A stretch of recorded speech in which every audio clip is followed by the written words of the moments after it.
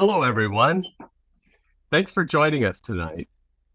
We're doing this live webinar, a project showcase on the Ledgewood residence, and we're going to be featuring this beautiful kitchen transformation of a Spanish colonial revival project that we did a few years ago, and we're really excited about. I want to take a few minutes and introduce myself. My name is Jesse Emmert. I am a design build consultant for HartmanBaldwin, meaning that I'm sort of a project planner that comes out, talks to you, talks about your project, and builds the team around it. I want to introduce my colleague, Bryce Buckley, who is the project architect on this project. My name is Bryce Buckley, as Jesse had said. I'm excited to share kind of this major transformation of a beautiful kitchen that we had the pleasure of working on. So thank you, Jesse, for the introduction. Thanks, Bryce. So let me take a few minutes and kind of set the stage for what we're looking at here. So this project is in the Hollywoodland area of Hollywood. For those of you who aren't from the Los Angeles area, you may not realize that Hollywood is itself a district in the city of Los Angeles, and Hollywoodland was a development, historic development that started in 1923 in the hills above Hollywood, so in the Hollywood Hills.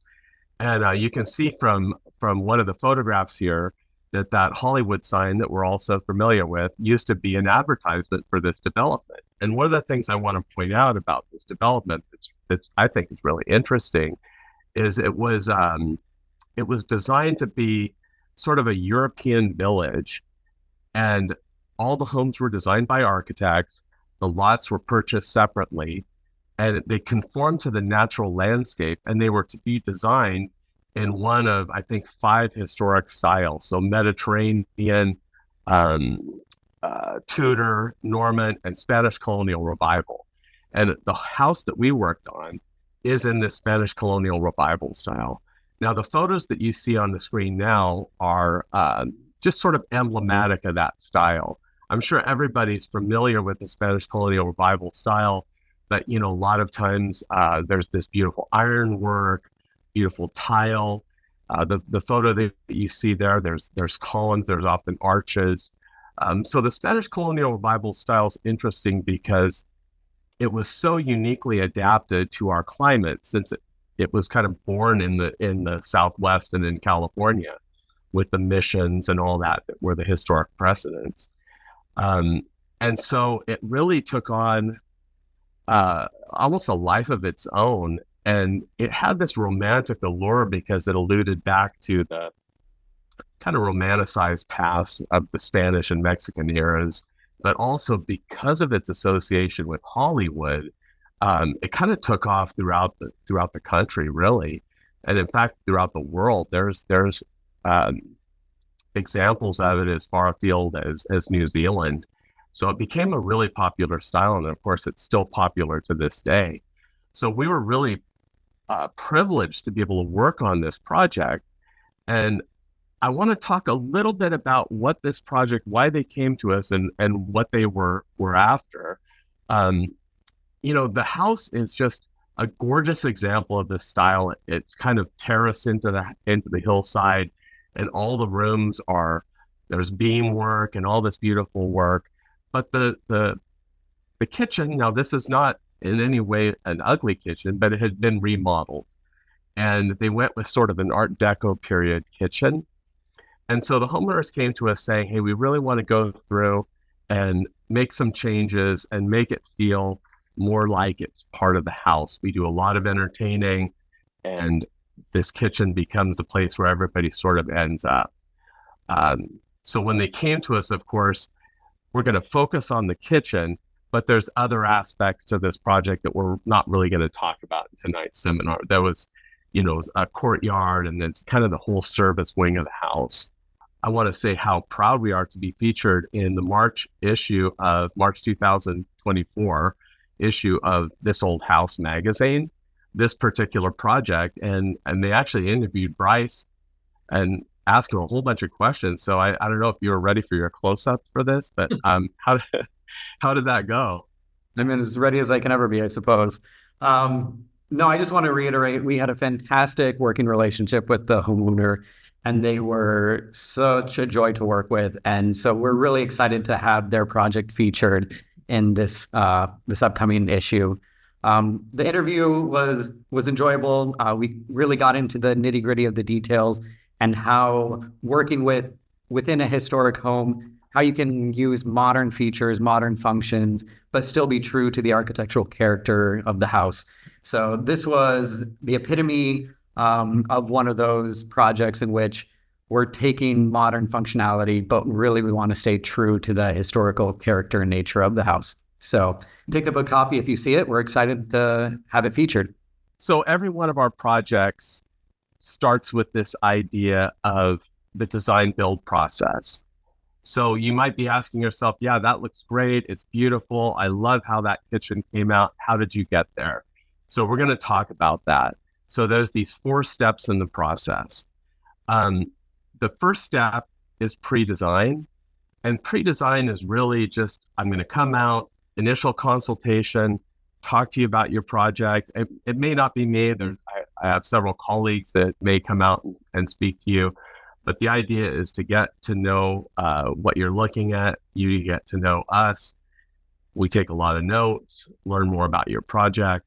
But ultimately, we're going to come up with this design proposal that's going to outline the next steps.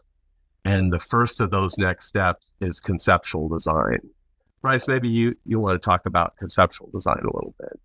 Sure. So after you've met with Jesse or one of his colleagues, and we feel like we're a good fit, you'll be introduced to somebody like myself, a project architect, and we kind of dive into conceptual design. So conceptual design, we more or less figure out, well, there's several aspects to it, kind of listening to the homeowner and understanding what their desires are, their wishes, their needs that were touched on in pre-design. And then it's really the fun part where we kind of solve that problem. So we start putting pen to paper and coming up with some designs where we look at it in plan and elevation and really solve the major problems of what the issues are with the house or what they'd like to see the transformation become. In addition to that, we like to provide, and we do provide, some preliminary estimates. I mean, budget is an important factor in all of this. And so we like to early on make sure that we're on track with making a realistic project. So we work with you early on in conceptual design to make sure we have a path forward.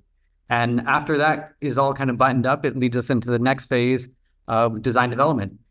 So design development, we bring in some additional designers, typically an interior designer, that's going to work with the homeowner and myself in collaboration, developing all of the details, selecting the materials, shopping for appliances, plumbing fixtures. It's the part where we get to touch and feel everything and really focus on those details. And all of the design really comes down to those details. So this is a critical, important part of the whole design process.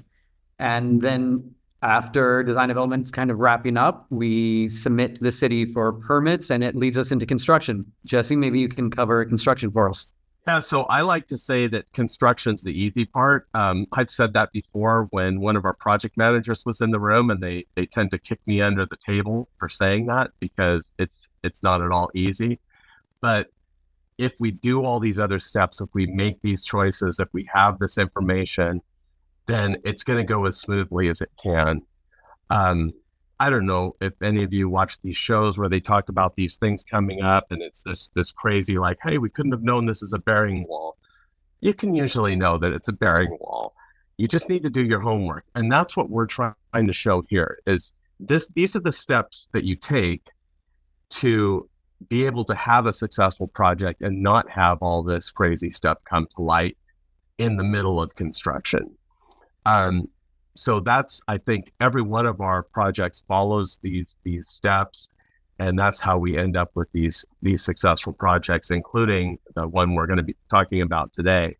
I do want to point out too, if you are interested in learning more about any one of these individual aspects, or even learning about something like estimation and how to avoid the pitfalls, I'm sure you've heard this phrase, whatever they tell you in cost, just double it.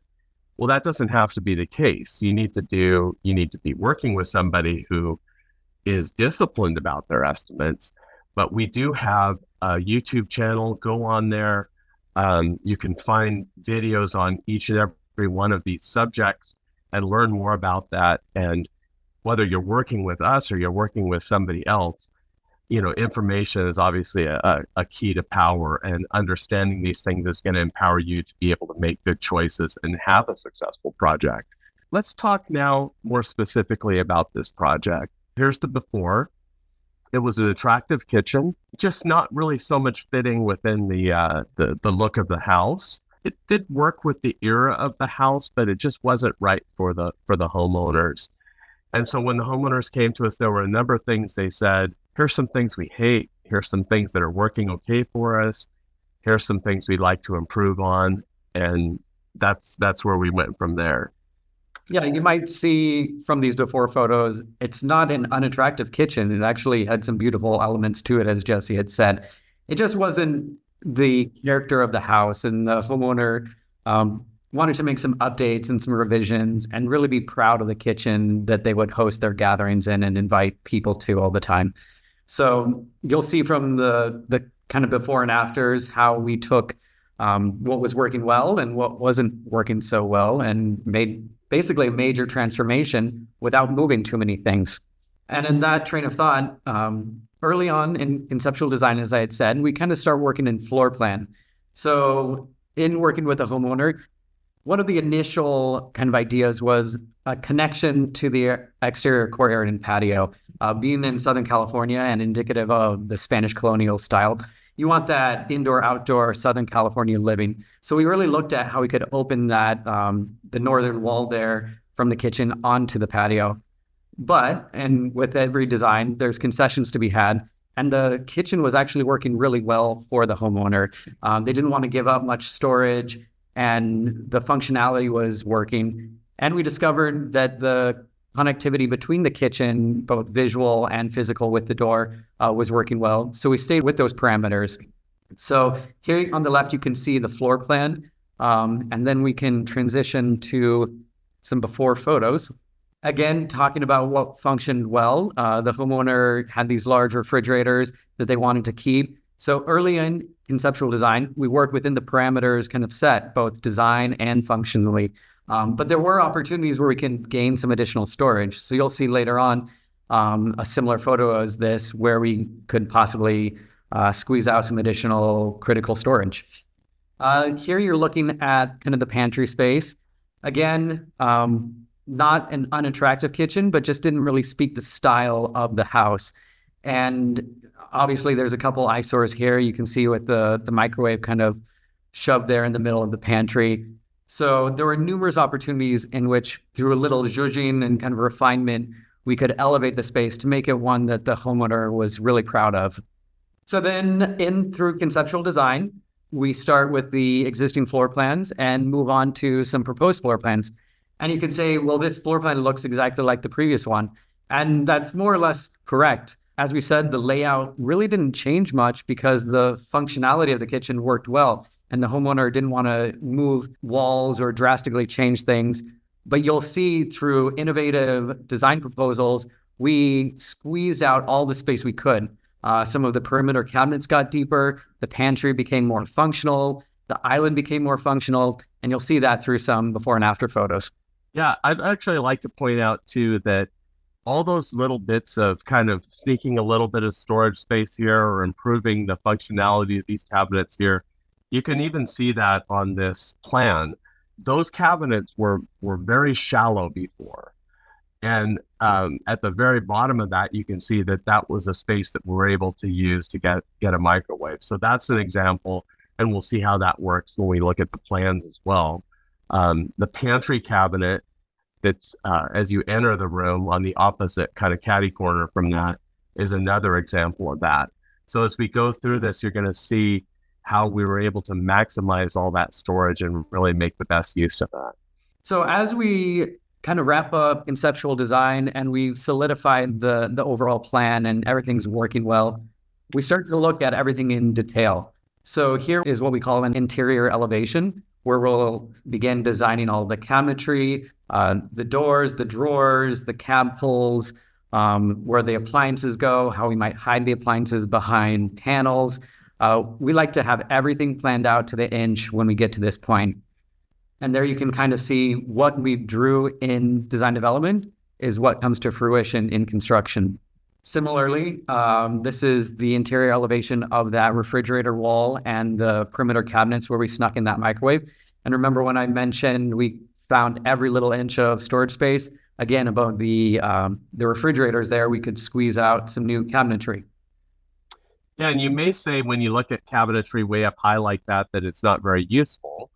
But in fact, that can be useful space. It may not be useful if you need something out of there every day, but we're planning that for something like maybe it's an item that you use on Thanksgiving, or maybe it's something that you're only using for parties or a couple times a year. Then it's a perfect space for that because they can be quite deep and useful in that regard.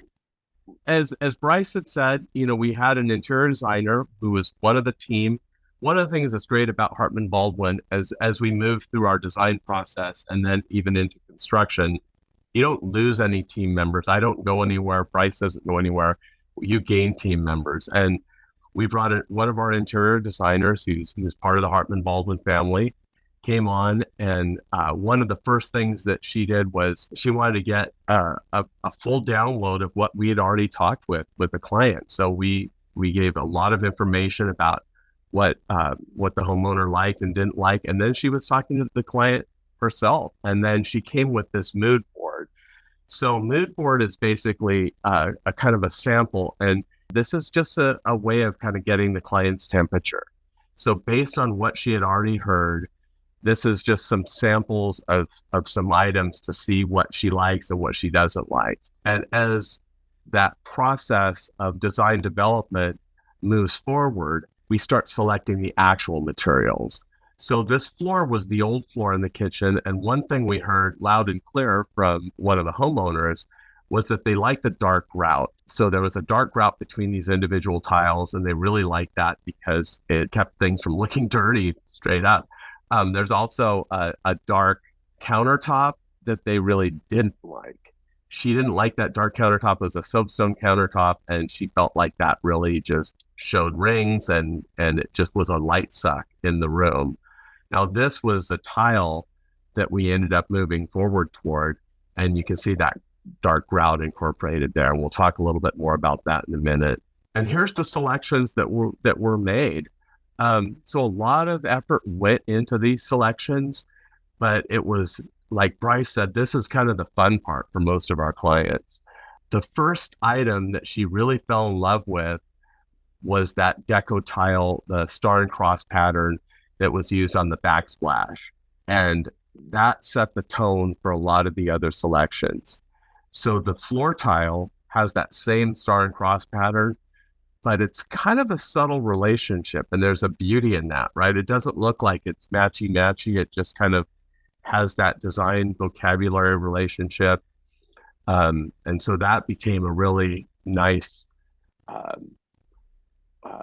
these two elements of the ability to exploit that kind of relationship between them. Scale was really important, getting all those things to work together. Another thing that was interesting as we worked through some of these ideas, she wanted a very durable countertop, something that was going to be light but very easy to keep clean and very durable. And so we made some selections along there. So this is a quartzite countertop. A lot of people hear the term quartzite and they're thinking quartz. Quartz is a man-made stone, or what is usually called quartz. There's a number of trade names, but it has a majority of stone in it, but it's actually made in a factory, whereas quartzite is a natural stone, and that's quarried. It's very hard, it's very durable, but it has sort of a marble look, which people love. A lot of times people like the look of marble, but they don't want to have to worry about staining and etching and all those things that come with marble. So that was a selection we made. And then another thing I'd like to point out are the beautiful antique light fixtures. So this was something that the homeowner was gravitating towards because there were other antique light fixtures throughout the house. And she wanted to have something that, again, felt like, the idea was to make this kitchen feel like it was always part of this house. And we'll talk a little bit more about how that idea evolved as well in a minute. Yeah, so as Jesse was mentioning, all of these selections weren't made in a vacuum or in isolation. Through careful collaboration with the homeowner, our interior designer, myself, and the homeowner really worked hard to narrow down and refine all of these selections till we landed on something that just really spoke to the home and everyone kind of really cherished and loved. So this before photo that you see here, again, as Jesse had mentioned with the light fixtures, we wanted to bring in some elements of something that was indicative of the house and some traditional items. So we sourced some antique fixtures, and you'll see that in the after photo here. So these globes, we went shopping with the homeowner locally here in Pasadena at an antique store where we were trying to source some vintage fixtures. And we happened upon these milk glass globes. They weren't formed in this fashion, and the homeowner fell in love with them. And we thought they would be a great addition to the kitchen. So we worked with the local antique store, and they actually fabricated the escutcheon and the mounting plate that picked up on all the details that we were starting to create within this kitchen.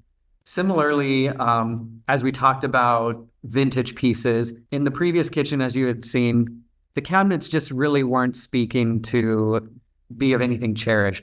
And so these two pieces, we knew early on that we wanted them to speak as a vintage kind of sourced furniture piece. So they're designed slightly different than the other cabinets in that they're a dark stained wood oak cabinet, some more enhanced detail on the door fronts, the turn legs, the profile of the countertop. All of those really kind of elevated it into being what looks like a source piece, but it's actually designed by us. And here you can see in elevation, as we had talked about when we work in design development, designing all of these details. So you can see that pantry in relationship to the perimeter cabinetry and how they speak to each other, but they're still different and unique in their own. Now, what's really cool about that pantry too, well, you can see that what was there was maybe one of the weakest points of this kitchen, but the new pantry projects, rather than being recessed into the wall like the old one, it projects a few inches out from the wall. And then we maximize the space that it extends back into the wall to get every square inch possible out of it. So it becomes a very useful cabinet. And of course, as Bryce said, this looks like a vintage piece, but it all functions like a modern piece. All the doors have, soft close, and everything works very, very well. And it's all clean and new, of course. This is another case where, of course, it's a new piece, but we're maximizing the storage. So the old island, I don't believe there was any accessible storage from the one side. So we have drawers and doors that are accessible from various sides. Of course, you can't do all four sides because, things have to go somewhere, but it became very useful storage in the way it was designed. Yeah, you're right, Jesse. And similarly, from the before photos you've seen, there was no location for the trash. So hiding the trash behind one of these beautiful drawers, and even the electrical outlets. I mean, modern conveniences and even building codes require electrical outlets, and you don't see any on this island because they're designed to be hidden. There's a before picture that shows the area around the stove. And, it kind of had this, it was a very attractive kind of scullery kitchen look with all the tile. And I'm sure it was easy to keep clean and everything, but you could see how little counter space there is on either side of the range. And you know how important counter space is on either side of a range, right? So you need a place to set all this. So not the best design in terms of utility. Yeah, and so the after, you can see what a major transformation. The previous tiled niche was a beautiful focal point. We gained critical storage with the upper cabinets left and right of the range and additional countertop space. And I still think the backsplash tile and the custom decorative plastered corbelled range hood still provides that beautiful focal point that the previous tiled niche did. We're now looking at some of the perimeter cabinetry, and we'll look at some before and afters and just kind of the overall transformation. But again, we like to design our cabinets down to the nth degree and make sure that our clients have a space for all their utensils, their needs, their appliances. And you'll see that how we kind of utilize some corner hidden storage space. So what you see here kind of indicated in the top left is what we call a magic corner. So we all have those pesky kind of 90-degree dead corners in our cabinets, and you might see some lazy Susans. We like to kind of go the next step and utilize some ingenious contraptions such as the one here, where you can fully utilize all of that dead space in the back with multiple shelves that retract and can pull out. Yeah, and if any of you have ever used one of these, if it's a quality one like we're showing here, they function so well. So things really, very smoothly fold in and out to be able to access all those elements that are back as far as they go. So these were the shallow perimeter cabinets that Jesse had referred to earlier. These were probably only about 10 or 12 inches deep at their max point early on. And we knew that there was a thickened wall behind these cabinets. And so we were hoping in construction, we might be able to squeeze every little bit of that space out. And luckily enough, through some re-rigging of vent pipes and whatnot, we could utilize full depth cabinetry here, both upper and lower, and find a location for that microwave that we were speaking about. So kind of hidden behind one of those lift doors is the microwave now. Yeah, that was one of the kind of subtle changes that happened throughout this project, is taking elements like a microwave or trash cans. I guess it's not so subtle actually, and finding a place to hide those so that the focus can be on, maybe there's a beautiful piece or something else that shows, or just the natural beauty of the new kitchen. The kitchen table was a really important focal point for our homeowner. So this is the before, obviously. And I'll tell you, like, every single one of our meetings took place at that table. So this was important for the family, for intimate gatherings, for, I'm sure, lots of the just normal day-to-day of the activities of the home. And so we wanted to find a table that would fit in there and preserve that. And you can see it's enhanced through the use of the new lighting over it and the wall sconces as well. We had such a fantastic relationship with the client and working to kind of beautify their home. It was a pleasure to be invited in and really share in kind of this transformation. Yeah, we really had a lot of fun. All of our projects are transformative in one regard or another, but it was so just inspirational to be part of this particular house and where it sat in, the community of the Hollywoodland area, and just taking and almost completing this house. It's a beautiful house altogether, all the other rooms. And we had a lot of fun just spending time there, getting to know our clients. I remember a few times we were out standing on the street, and this was the one road that you would take to get to the Hollywood sign. So a lot of times people would be driving by looky-loos, and they'd be driving by real slow and looking at us because they're trying to figure out what celebrities we were. I'd like to think that they thought it was George Clooney or something, but probably not. But anyway, yeah, it was a great project. And I have to say too, it's a Hollywood ending. It's corny to say, but I think everybody is super happy with it. Not the least of which is our client, the homeowners. We have a little bit of time for some question and answer. I hope everybody found that interesting and enjoyable. We certainly enjoyed talking about this project. Christina, did you get some questions on the Q&A that you'd like to pass our way? Hi, yes. Well, first and foremost, I just want to thank you both, Bryce and Jesse, for such a great presentation. It was really informative, and it's just always so wonderful to reminisce on such a beautiful project. So thank you again for your time today.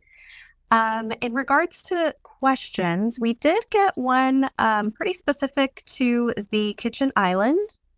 And that question was, is that a register under the island?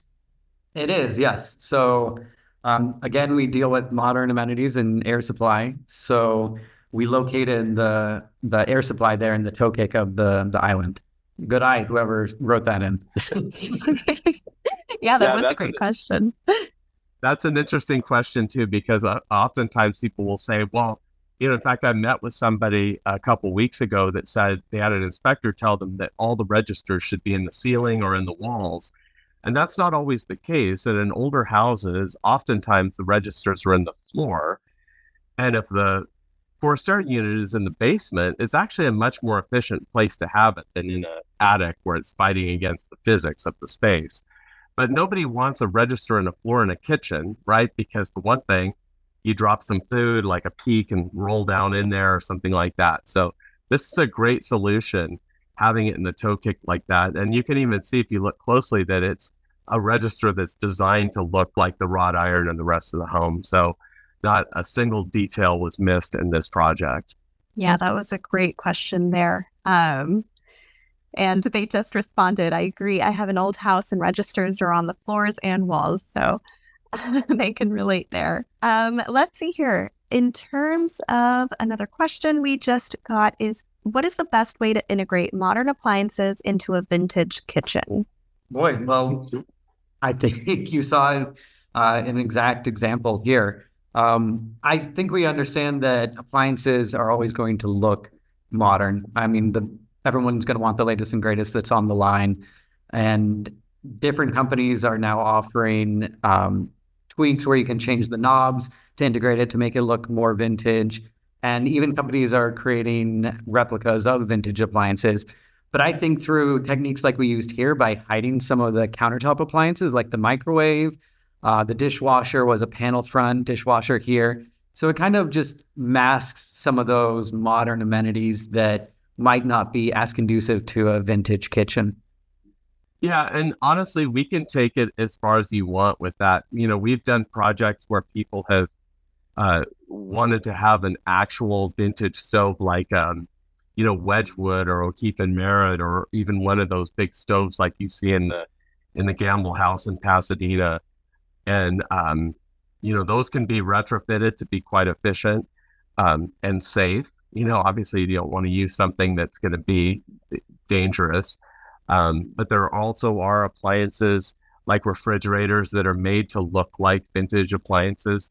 So if you really want something that's going to go that completely kind of extra mile of looking like it's an actual period kitchen, we can go that route. But most people really just want something that's functional and aesthetically pleasing and still fits that bill from a both design and functionality perspective.